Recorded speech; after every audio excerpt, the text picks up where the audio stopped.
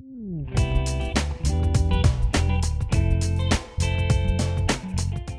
is Don Payne with Vision Realty, and it's Facebook Friday, and with my friend Bree. How you doing, Bree? Hey, Don. I'm good. How are you?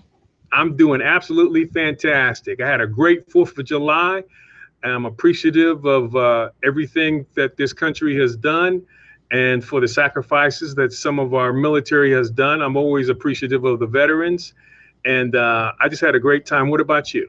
I had a wonderful time as well. Hung out with the family and watched some fireworks go off. My dog, though, she doesn't like it so much. She's afraid of fireworks. She hid the whole time. Okay. All right. Yeah, she doesn't like it.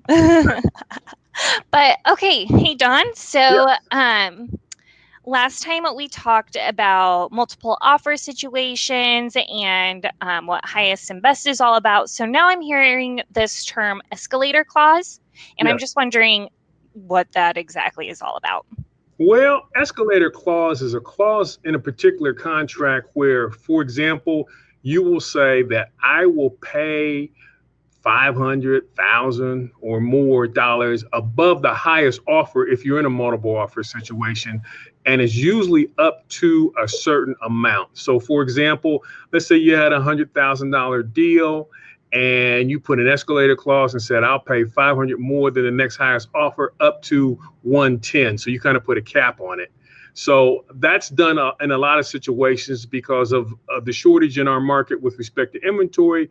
Buyers are trying their best to put themselves in a primary position so they can capture the house. So that's usually how it works. The other aspect with an escalator clause is usually the buyer will want to see where there was the other offer and that it was a bona fide offer. So you just can't say that, I received this offer and it was 107. They want to see that it was a bona fide offer at 107. So now you're bidding 107.5 or 108.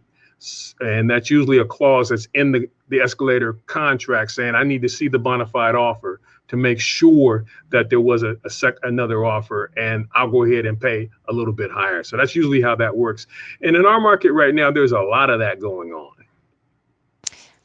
I mean, it makes sense to me, though, because it's kind of like you can be passive about it. Like, you don't have to just keep an eye on it like no other. So, like, I know that if somebody's putting in a higher offer, my offer will go up every single time until I'm like, nope, now I'm done. Yes, that's kind of how it works, and it has been very successful in our market with buyers being able to use those and getting the property of their dreams. That's awesome. So, what happens if I'm not the highest? I've met my cap, or I'm just like not doing the escalator clause. What other options do I have? One of the things that I think you could do is go in as a backup.